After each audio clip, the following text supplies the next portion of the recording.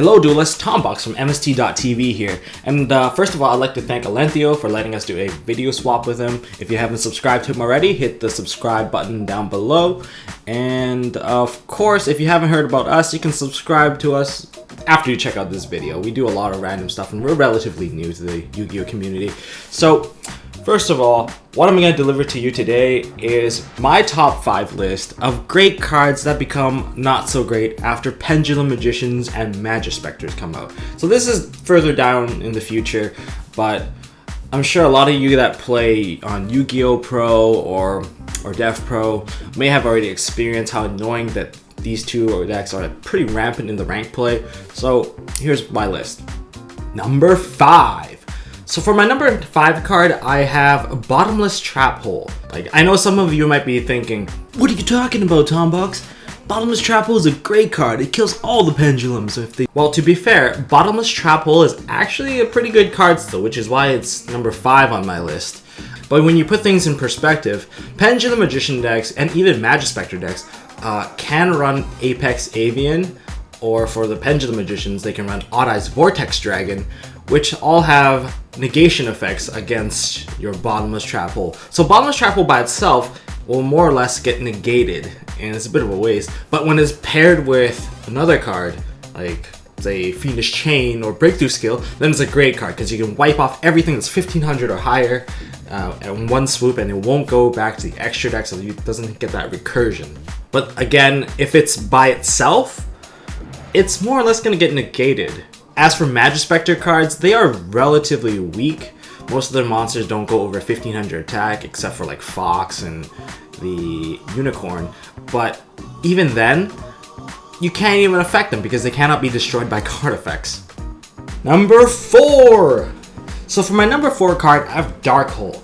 Some of you may think Dark Hole's still pretty good, and I kind of agree with you. It's good for clearing the board and regaining control, but you can't expect it to successfully clear against like Shadows or even Burning Abyss. So, but what does it mean to Majespectres and Pendulum Magicians? The same thing applies to Dark Hole and Bottomless Trap Hole, is that first of all it's destruction based, so it doesn't affect any of the Majespectres. And as for the Pendulum Magician decks, in the worst case scenario, they have both Apex Avian and an Odd-Eyes Vortex. Well, your negation card is going to get negated, and then your Dark Hole is going to get negated by the other one, so it's going to fail. But say it does go through, and you do kill off some of his monsters, the ideal situation is all of the monsters are like overlaid already, or it's just no pendulum monsters, then yeah, it's great. But at the same time, if you kill a bunch of pendulum monsters, it's just going to recur if you don't kill it or break the scale. Dark Hole, not that great. Like Bottomless, at least Bottomless can get rid of everything for you. Number 3. So number 3 card is a card that I see people side against Cleese and Necros. It's Mirror Force. Mirror Force actually is getting power creep the crap out with a lot of Mirror Force variations coming in. We got Storming Storming's already here, and then we have Blazing coming in the next set with Dimensions of Chaos. So we can only speculate that we're gonna get more and more of these Mirror Forces that are merged with other cards. So hopefully one day we'll get Dimension Mirror Force, which is like Deep Prison plus Mirror Force. Black Sonic would be a good reference here. But why is Mirror Force so bad? It's not just Mirror Force, in fact it's actually almost all battle traps are kind of bad in the coming format. Mainly because Dragon Pit Magician is coming out in the Masters of Pendulum structure deck, and Dragon Pit has the ability to pretty much discard a pendulum card to MST one of your cards. And don't forget we have Eccentric Arc Fiend as well. A lot of these options are searchable, which makes it very difficult to hold a back row that doesn't have the ability to chain onto anything. Number 2.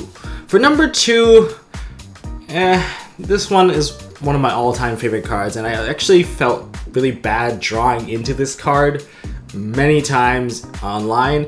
The card I'm talking about is Maxi. Maxi is pretty bad against all pendulum decks. Like, think about Clifforts.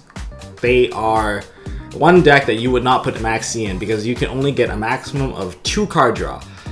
2 as in if they summon Disc and you get a draw off of his effect and you get the Pendulum summon draw. And that's it.